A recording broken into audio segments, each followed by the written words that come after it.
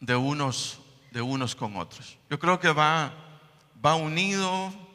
Desarrollo no solamente es ubicarme profesionalmente o matemáticamente o cosas semejantes, sino nuestras relaciones pues tienen que ver mucho en ese desarrollo, en ese crecimiento.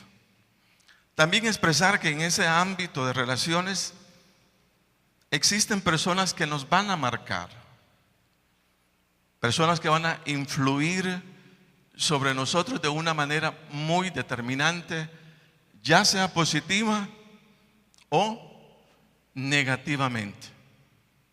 Todos nos exponemos a ello. Las primeras personas que se vuelven determinantes en nuestra conducta y en nuestra vida particular, vamos a decir lo que son nuestros padres.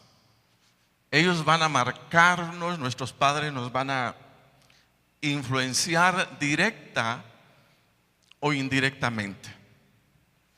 Yo no me crié con mi papá. Más que todo mi vivencia fue con mis abuelos.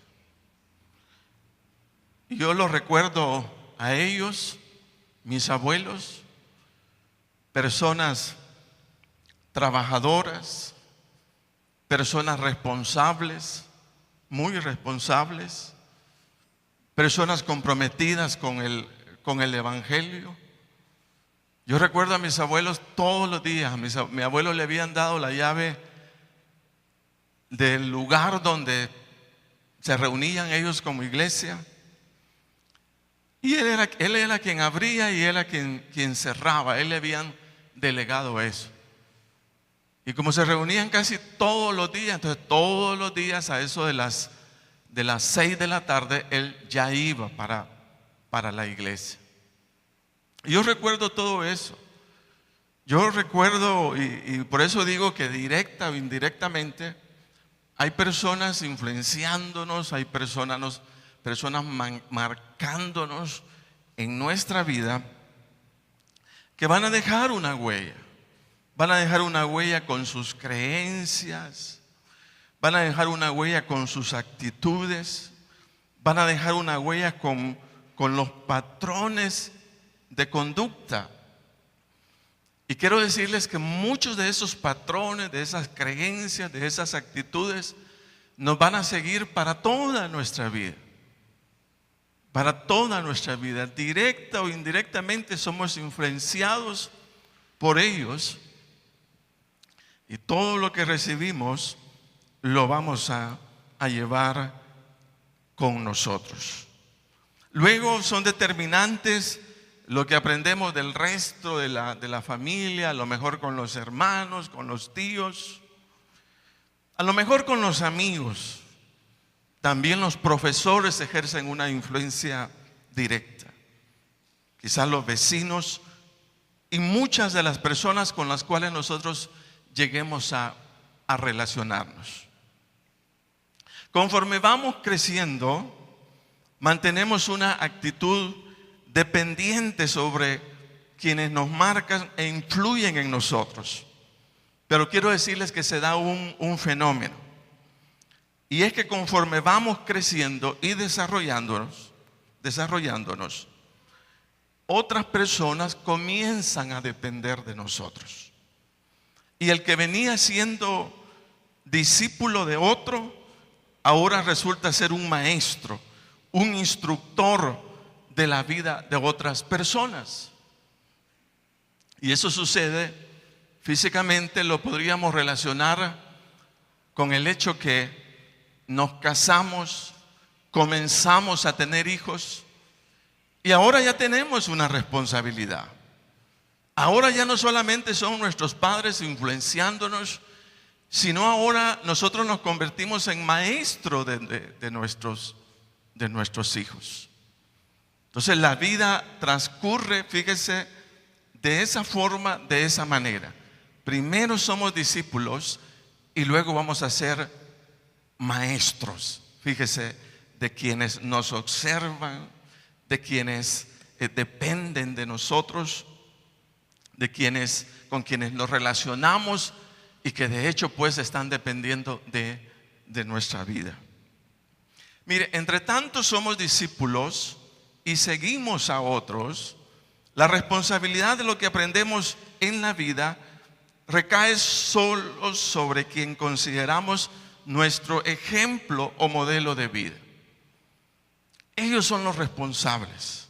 Todo lo que vamos a ver de ellos, todo lo que vamos a oír, todo lo que vamos a aprender va a quedar grabado. Por tanto, la responsabilidad como discípulos principalmente es seguir a aquellos que son nuestros maestros. Pero cuando nos convertimos en maestros, resulta que lo que enseñamos o modelamos a otros ya no es responsabilidad de los demás. Ahora es mi responsabilidad. Lo que vamos a enseñar a nuestros hijos es nuestra responsabilidad, ya no es responsabilidad de mi papá o de mi mamá. Ahora ellos son nuestros discípulos y nosotros somos sus maestros. Sea que enseñemos positivamente o sea que enseñemos, hermanos, negativamente. Si lo hicimos bien, muchos van a agradecer el habernos conocido. Y si lo hicimos mal, muchos también van a lamentar el habernos conocido. Como no tuve papá, yo siempre me pregunté eso. Señor, ¿por qué no me permitiste tener a un padre?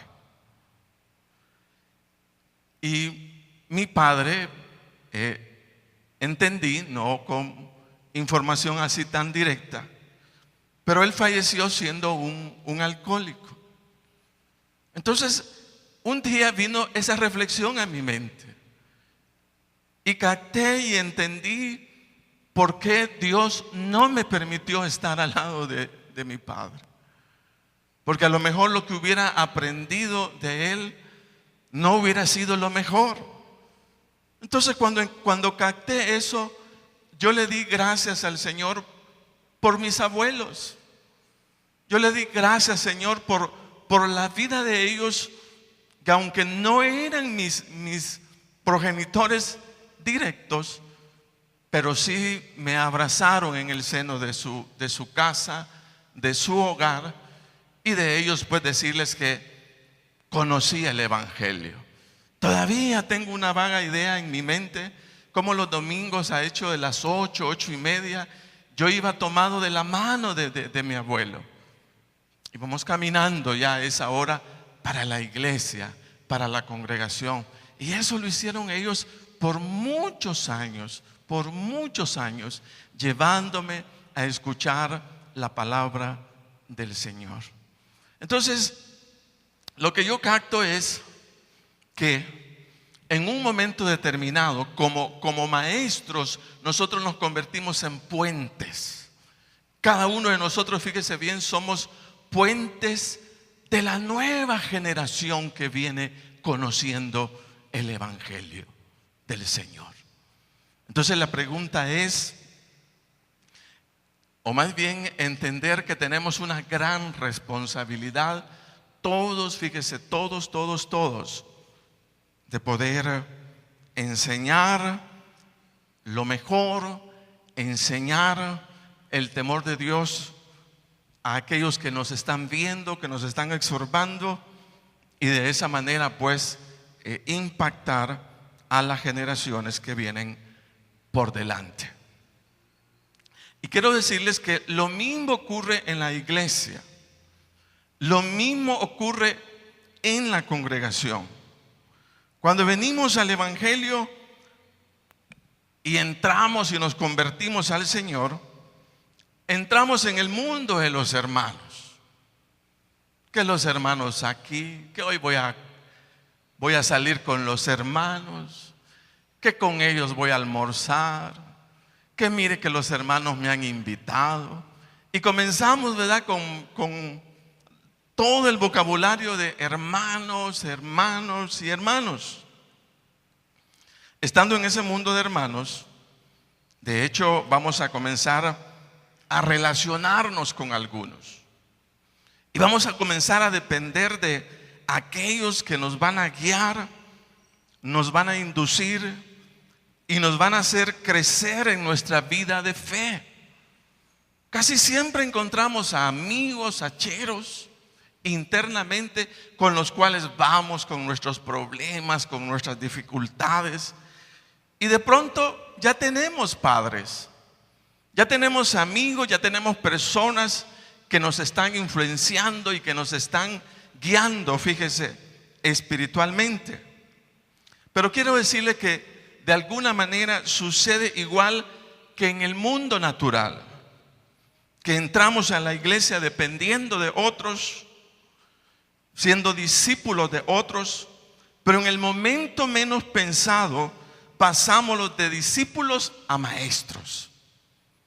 Cuando aparecen los nuevos convertidos o amigos y comienzan ellos a pedirnos consejos y comienzan ellos a imitar todo lo que nosotros somos o hacemos.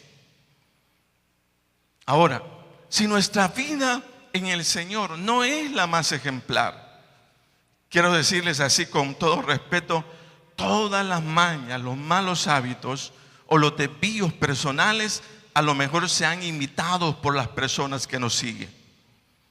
Y algunos a lo mejor se han hasta desviados.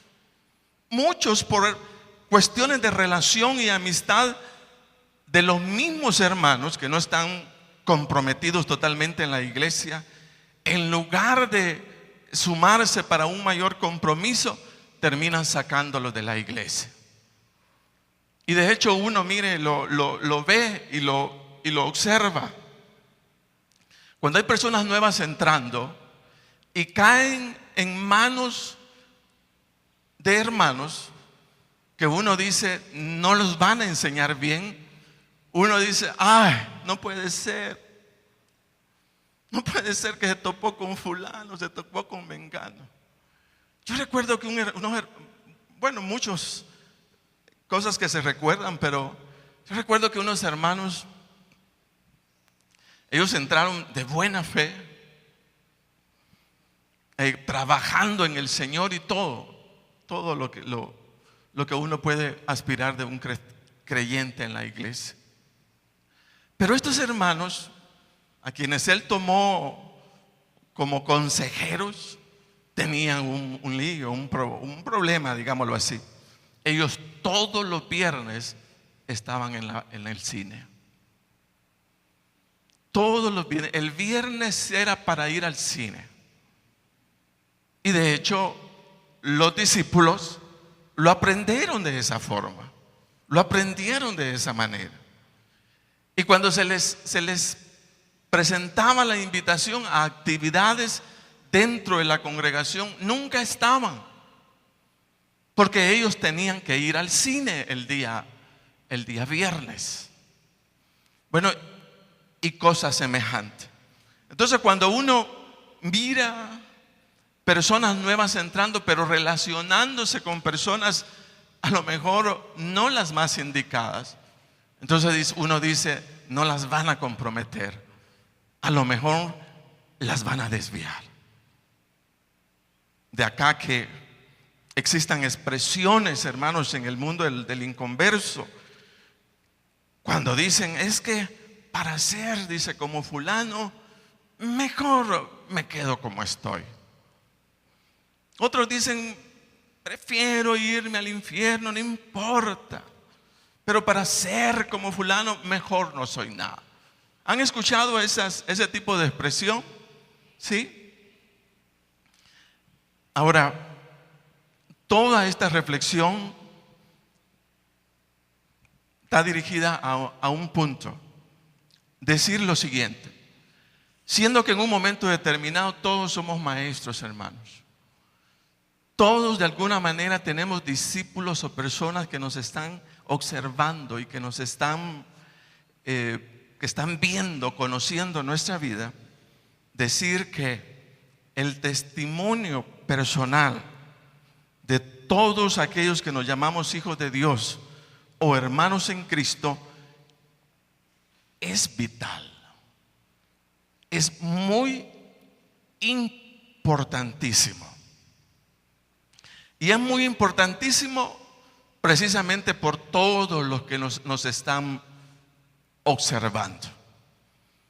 Y cuando decimos, hermanos, observando, no solamente estamos hablando de las personas o los hermanos alrededor o acá que nos reunimos, sino estamos hablando de los vecinos. Estamos hablando de los compañeros de trabajo que a lo mejor ya saben que nosotros nos hemos convertido al Señor. Y ellos comienzan a ver, fíjese, nuestra vida. De acá, repito que el testimonio personal de todos los que estamos en este lugar es importantísimo. Es bien importante por razón de todos aquellos que nos están observando y viendo cómo es nuestra vida en el Señor. Esto significa, hermanos, que los cristianos, óigase bien, ya no somos libres de vivir como se nos ocurra vivir, sino ahora somos responsables no solamente de cuidar nuestra vida en el Señor, sino también de ser un ejemplo de vida cristiana para el mundo o para quienes van a depender de nosotros en nuestra vida de fe, y a lo mejor también para aquellos que están anhelando convertirse al Señor y que nos tienen de cerca a cada uno de nosotros. Entonces el testimonio es importante. Es bien importante. ¿Por qué? Porque todos somos maestros y todos estamos siendo observados por alguien en nuestro estilo de vida. Entonces yo quisiera hacerles algunas preguntas para todos. ¿Cómo nos consideramos cada uno de nosotros como maestros de la vida cristiana? ¿Cómo nos consideramos cada uno de nosotros en el llamado, fíjese bien, de modelar la vida de Cristo? ¿Nos sentiríamos satisfechos cada uno de nosotros del estilo de vida que estamos modelando a los demás? La pregunta sería, ¿qué miran? ¿Qué oyen? ¿Qué piensan de nosotros? Fíjese que el apóstol Pablo, en su firme certeza o convicción de vida cristiana, se atrevió a decirles estas palabras, óigase bien, a la iglesia de los filipenses. Oiga, qué comprometedora esta expresión que usó Pablo. Pablo dijo a los filipenses lo siguiente: lo que aprendisteis y recibisteis y oísteis y visteis en mí, esto haced, y el Dios de paz estará con vosotros. Estamos hablando en Filipenses 4:9. Oiga, dice: lo que aprendisteis y recibisteis y oísteis y visteis en mí, esto haced, y el Dios de paz estará con vosotros. Entonces sería la interrogante: ¿nos atreveríamos nosotros a decirles a esas personas que nos rodean: mira lo que aprendés de mí, lo que recibís de mí, lo que oístes de mí, lo que vistes en mí, eso haced, y el Dios de paz estará con vosotros?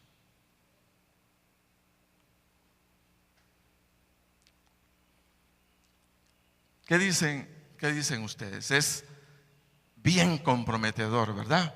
Pero exageradamente comprometedor. Pero déjeme decirle que así es de comprometedor el Evangelio.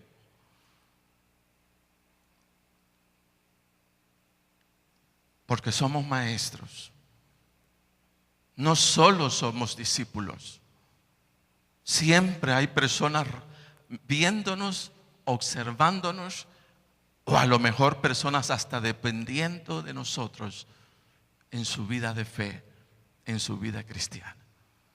Entonces la pregunta es, ¿somos verdaderamente modelos? ¿Nos sentiríamos satisfechos de lo que la gente oye, escucha, mira de nosotros? Amén.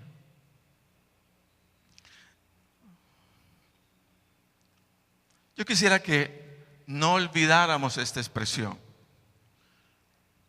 Muchos demandamos ser enseñados, pero que nos olvida que nosotros mismos ya somos maestros.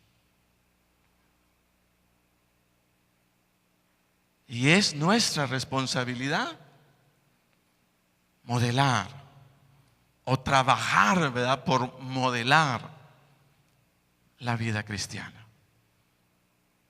Amén. Entonces estamos en un grueso de responsabilidades bien grandes. Ahora, cuando el Señor habló, o más bien cuando el apóstol Pablo, aconsejando a los hermanos de la iglesia de Roma, en este punto de responsabilidad de cómo relacionarnos con los demás, cómo debe de ser ese cuidado para mantener ese modelo de vida y poder enseñar de la manera más correcta. Yo quiero que vayamos, que es el versículo que nos trae en esta mañana, Romanos 14, 15 y 16.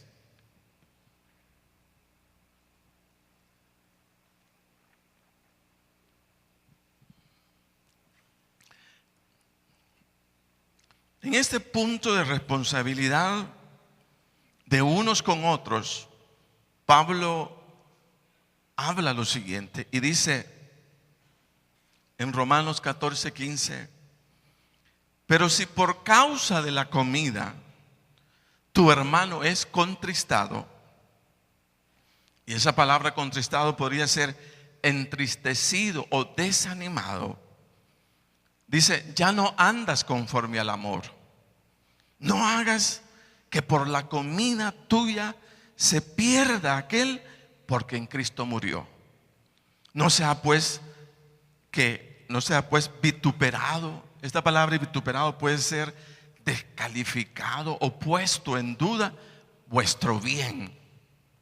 Porque el reino de Dios no es comida ni bebida, sino justicia, paz y gozo en el Espíritu Santo. Quiero contarles que sucedía en la iglesia de Roma que muchos seguían aún las tradiciones judías y cuidaban el no contaminarse físicamente a través de las comidas. De acá algunos cuidaban que sus comidas fueran, dice, verduras y no carnes, porque las carnes las consideraban contaminadas, pues creían que las carnes que vendían en las carnicerías eran carnes sacrificadas a los ídolos. Entonces estas personas se vivían cuidando de qué era incluso lo que tenían que comer.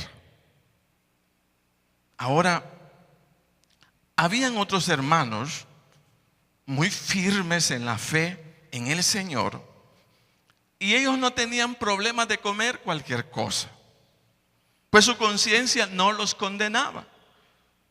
Como quien dice, y lo entendían, si Cristo a mí ya me salvó con su sangre preciosa, el que coma o el que no coma, eso no me hace nada. Entonces ellos eran libres en comer lo que ellos decidían. Y es en este contexto de libertad para unos y debilidad para otros en su conciencia, porque veían a aquella persona libre comer cualquier cosa cuando ellos decían, pero si está contaminada, ¿cómo es que lo come? Entonces ahí es donde Pablo dice, pero si por causa de la comida tu hermano, dice, es contristado, es entristecido o desanimado, entonces dice, ya no andas conforme al amor. No hagas, fíjese, no hagas que por la comida tuya se pierda aquel por quien Cristo murió. Entonces lo que yo entiendo, hermanos, es lo siguiente. Es que dentro de la responsabilidad que tenemos como creyentes en la fe, de modelar nuestra vida en el Señor a otros, nos corresponde, fíjese bien, en amor o por amor, oiga, el cuidar la conciencia de aquel que viéndonos u oyéndonos, su ánimo sea afectado o pueda ser afectado para ya no seguir al Señor o para nunca buscar a Cristo. A lo mejor por la manera tan libre en la que nosotros vivimos o por la manera descuidada en la que nosotros estamos llevando nuestra vida de fe. Entonces entender que cuando obramos muy libre o descuidadamente en nuestra vida de fe en el Señor, la conciencia de un débil cristiano puede estar siendo afectada. Y si por mi causa un débil cristiano se verá desanimado o entristecido en su vida para ya no seguir al Señor, entonces dice Pablo, ya no andas conforme al amor o conforme a los propósitos del Señor, pues con nuestras acciones no estamos edificando el cuerpo de Cristo, sino que estamos destruyendo el cuerpo de Cristo. Entonces nos toca cuidar, fíjese bien, en nuestra percepción de caminar en el Señor, ya no como discípulos solo, sino como maestros, el cuidar la conciencia de aquellos que están a nuestro alrededor. Para que no haya nada, fíjese, que por nuestras acciones sean debilitados o sean desanimados para ya no seguir al Señor. Eso significa, hermanos, que nos toca estarnos evaluando, ¿verdad? A nosotros mismos, considerando a nosotros mismos en el sentido de, ¿estaré modelando bien la vida cristiana? ¿Mis amigos verán a Cristo en mí? ¿Mis compañeros a lo mejor de trabajo, serán ellos contagiados de aquello nuevo que ando llevando? Siempre estarnos haciendo ese tipo de preguntas. ¿Por qué? Porque la vida, dice, en amor hacia los demás requiere que cuidemos, fíjese, la conciencia de ellos. La conciencia del débil, la conciencia del recién convertido, la conciencia de aquellos que nos observan y que los buscan para un consejo, dice que tiene que ser cuidado. Ahora, ese cuidado lo hacemos en amor. Y adquirimos esa responsabilidad, repito, cuidándonos a nosotros mismos, pero cuidando también la conciencia de aquellos que nos observan. Fíjese que el Señor Jesucristo, hablando de esa responsabilidad hacia la vida de aquellos que seguimos al Señor, dijo lo siguiente, mire, y esto es bien duro. Dijo, y cualquiera que haga tropezar a alguno de estos pequeños que creen en mí, mejor le fuere que se colgase al cuello una piedra de molino de asno y que se le hundiese en lo profundo del mar. Ay, dice, del mundo por los tropiezos, porque es necesario que vengan tropiezos, pero hay de aquel hombre por quien viene el tropiezo. Entonces, ¿qué significa? Nuevamente vuelvo a lo mismo. Nuestro testimonio es importante. Nuestro testimonio de vida de fe es vital por causa de aquellos que pueden ser desanimados si nos miran en acciones o con actitudes que no reflejen de alguna manera lo que es nuestro compromiso con el Señor.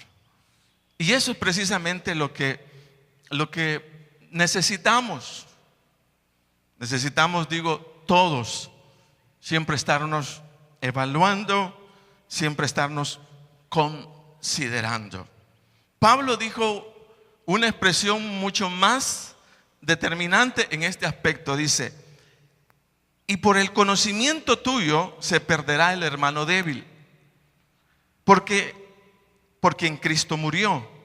De esta manera, pues, pecando contra los hermanos e hiriendo su débil conciencia, contra Cristo pecáis. Entonces, decirlo, si por X motivo, por la forma como hablo, por la forma como ando, por mis acciones, un hermano es debilitado en su fe, dice la palabra que hay pecado en esa actitud. Es una ofensa, en otras palabras, a Dios el no cuidar la conciencia de aquellos que nos observan, de alguna manera haciendo a un lado la responsabilidad de decir: todos somos maestros y todos somos responsables de dar un ejemplo de vida cristiana que sea aceptable al mundo y agradable delante del Señor. Todos somos responsables. Ahora, como el tema, hermanos, general que nos ocupa es la vida en amor de las personas extraordinarias, quiero enfatizar sobre todo la forma que adopta el amor. Según el apóstol Pablo, cuando somos mandados a cuidar la conciencia del débil en la fe y ser edificadores del cuerpo de Cristo, pero no destructores del cuerpo de Cristo. La pregunta sería: ¿qué significa andar en amor en estas circunstancias? Quiero dejar a ustedes 3 reflexiones que nos ayuden a entender lo que es andar conforme al amor, o la forma que adopta el amor cuando se trata de relacionarnos unos con otros, sobre todo cuidando la conciencia del débil en la fe que nos observa y que puede ser desanimado, porque creyéndonos comprometidos, ellos no entienden que nosotros hagamos lo que muchas veces hacemos. Entonces, tres cosas rápidas que quiero dejar. ¿Qué postura adopta el amor en estas circunstancias? Número 1, en estas circunstancias entender lo siguiente: el amor, fíjese bien, el amor, ¿qué hará el amor? Va a desarrollar en cada uno de nosotros un carácter prudente. Un carácter prudente. Óigase bien. Diga conmigo: un carácter prudente. Por eso mismo, porque tengo que cuidar la conciencia de los demás. Entonces los cristianos, fíjese bien, no somos arrebatados locos.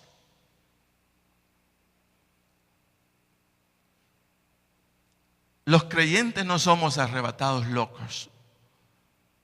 Los creyentes en amor o por amor vamos a luchar por desarrollar una actitud muy prudente. ¿Por qué adopto la actitud prudente? Porque hay amor en mí. Y el amor debe llevarme, fíjese, a entender que no puedo ser un cristiano loco arrebatado, sino un cristiano muy prudente. Amén. Prudente.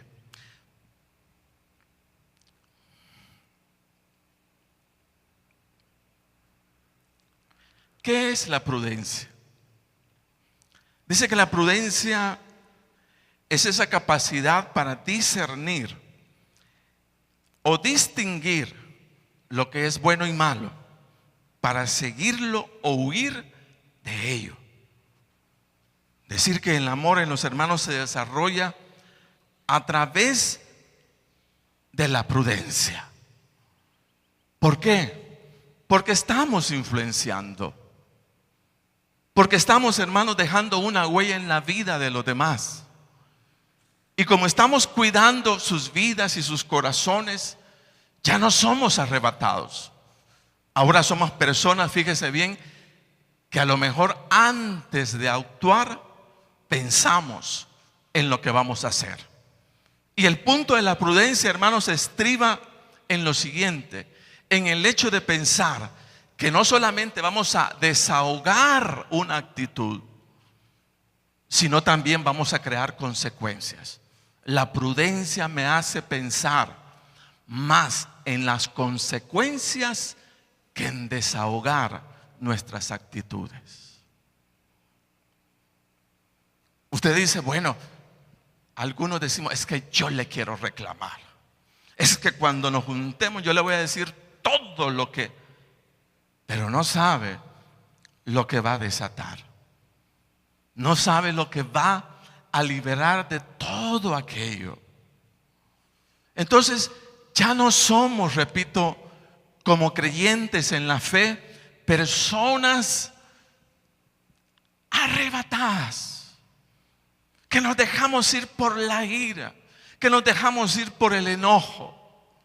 Ahora ya pensamos en nuestra ira. Ahora ya cuestionamos nuestro enojo.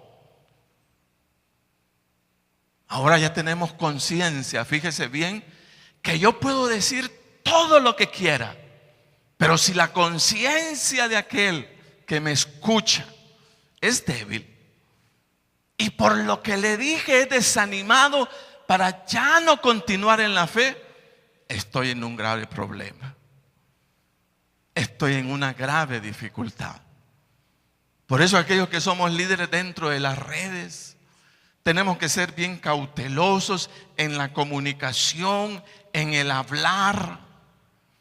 Piense usted en lo que va a decir y piense cómo se va a asimilar la situación, qué va a pensar la persona con aquello que usted le dijo. Y muchas veces, hermanos, la prudencia mejor nos lleva a callarnos. Nos lleva, hermanos, a olvidar las circunstancias y las situaciones con tal de no herir, con tal de no afectar, con tal de no dañar. ¿Por qué? Porque ahora ya somos responsables. Ahora ya entendemos que no basta solo desahogarme, sino es importante que aprendamos a cuidar la conciencia de todos los que están a nuestro alrededor.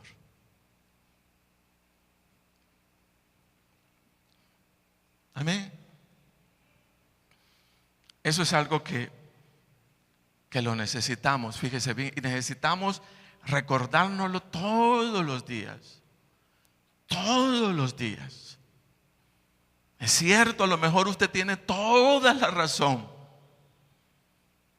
pero hay que ser prudente.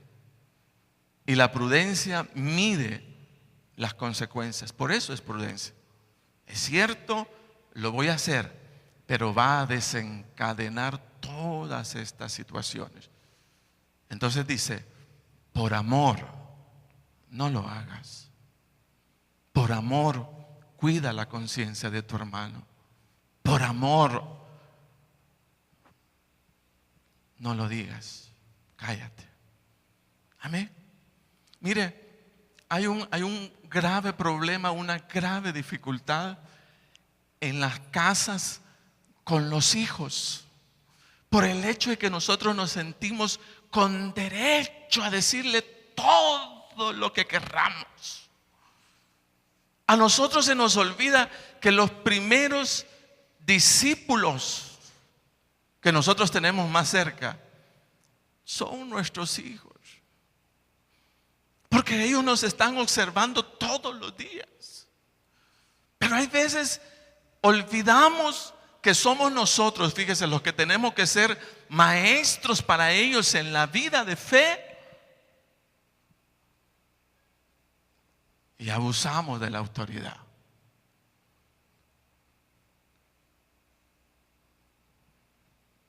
Y ellos son discípulos. Y ellos están observando. Y ellos van a reproducir exactamente lo que nosotros les decimos, hermano. Todo lo que nos miren hacer, ellos lo van a hacer. Entonces ahí está plasmado,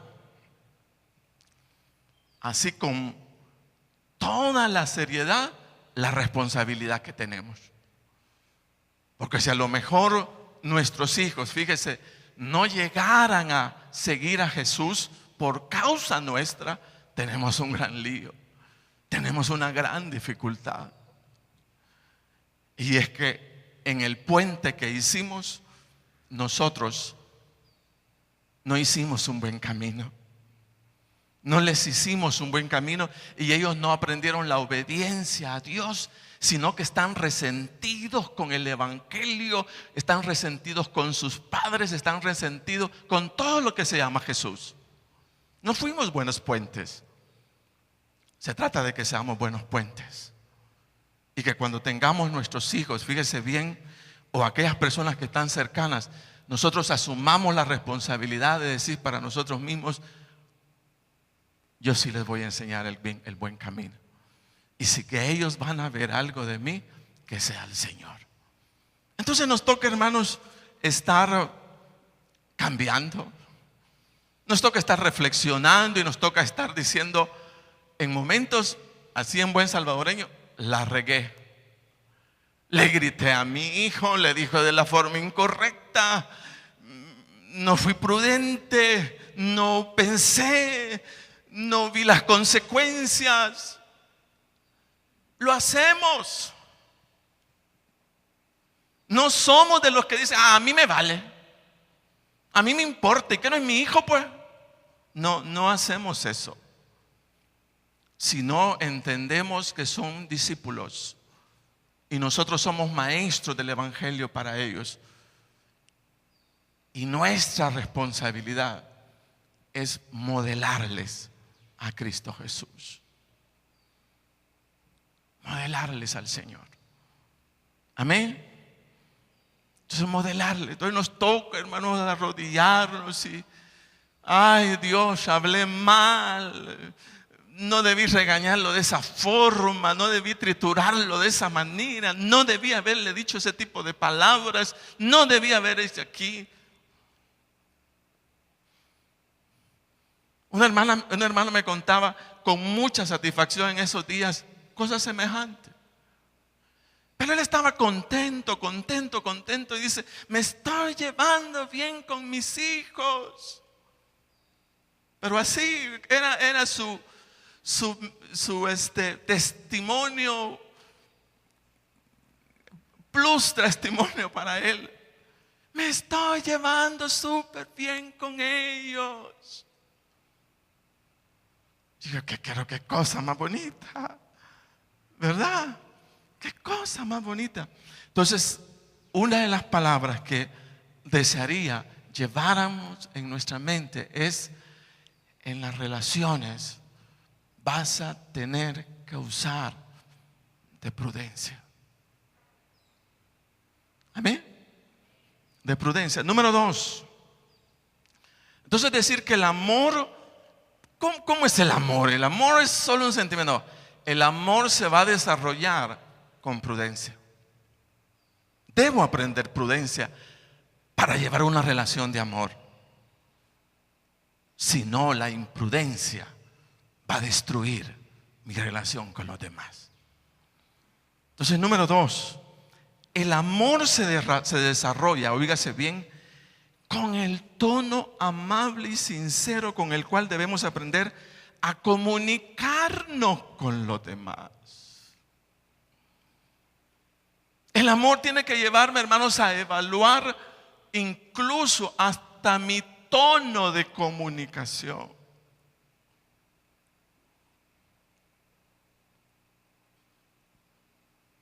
Porque por el tono hay heridas. Por el tono hay hogares destruidos. Por el tono hay matrimonios rotos, hermanos. Solo por el tono de voz. Increíble, así como lo oyes. Solo por el tono de voz destruiste tu casa. Destruiste tu matrimonio. Destruiste la célula.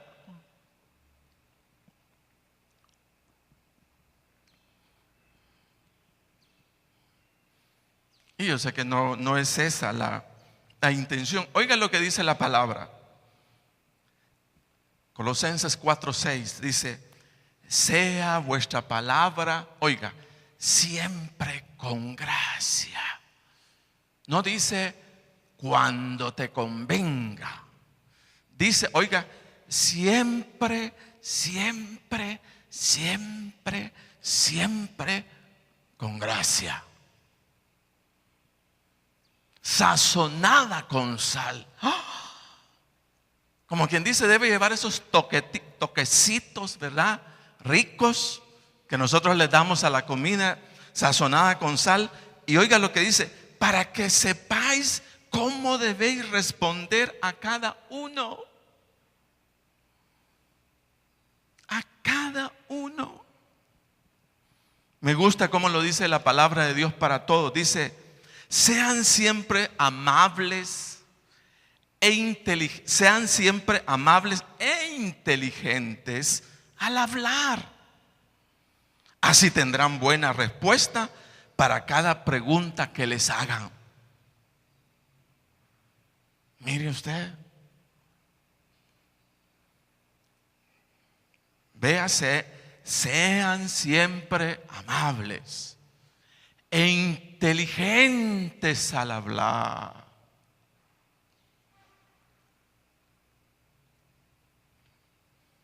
Y verdad que cuando estamos enojados no somos tan inteligentes para hablar. Cuando estamos llenos de ira y de enojo, no somos tan inteligentes para hablar. Y la palabra de Dios dice: tienes que usar de inteligencia, tienes que usar de gracia, tienes que usar de sabiduría para comunicarte con los demás. Amén. Mire lo que dice la palabra. Ahora, cuesta darle vuelta a ese rollo, hermano. Porque se trata de meditar en lo que hablamos, en lo que decimos. Se trata de observar mi tono. Se trata de decirle: Señor, no quiero hablar así. Señor, no quiero decir esas palabras. Señor, ya no quiero comunicarme con aquellos de esa forma. Tengo que ser distinto, tengo que ser diferente.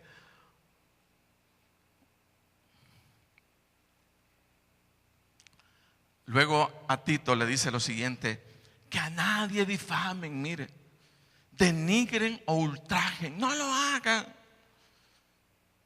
Que no sean pendencieros, ofensivos. Y luego dice la palabra mágica para mí: sean amables.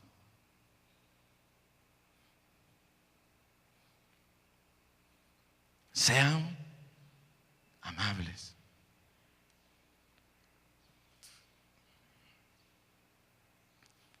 ¿Por qué lo haríamos? Por amor. Por amor al Señor. Por amor a Dios, debemos desarrollar amplia conciencia de cuidar la conciencia de los demás. Y en esos demás está nuestro cónyuge y están nuestros hijos.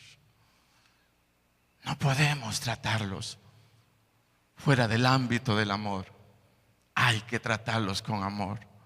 Y tratarlos con amor es usando de prudencia, y usando de un tono amable con todos. ¿Sí? Bueno, eso es lo que dice la palabra, hermano. A mí no me crea. Y por último, hermano, el amor se desarrolla cuando en unidad con el Señor cuidamos el cuerpo de Cristo, nunca prestándonos para destruir la vida de fe de aquella persona por quien el Señor murió en la cruz. Y ahí es donde viene: pero si por causa de la comida tu hermano es contristado, ya no andas conforme al amor. No hagas pues, dice, que por la comida tuya se pierda aquel por quien Cristo murió. Entonces el valor, hermanos, de una persona no deberíamos verlo en términos de su profesión, de su condición económica, de su apellido o de su nivel social, como para darle el respeto. Este merece respeto. Mire qué duro nos la pone la palabra. Dice: ese que nosotros menospreciamos, ese porque en nosotros no damos absolutamente nada. El Señor dice: ¿sabe qué? Por ese yo derramé mi sangre en la cruz del Calvario. ¿Verdad? Por ese que a tus ojos no tiene absoluto valor, yo di mi vida por él. Como quien dice: aunque fuera el más indigno, tu respeto es para todos. Amén. Respeto en el nombre del Señor. Entonces, por eso es bien importante y cuesta. Yo lo veo en mí, siempre peleando con lo mismo. Liberarnos de toda actitud de menosprecio, liberarnos de toda actitud de condena, liberarnos de toda actitud de juicio. No nos corresponde. No nos manda eso el Señor. Ni como autoridades tenemos derecho a menospreciar la vida de nadie.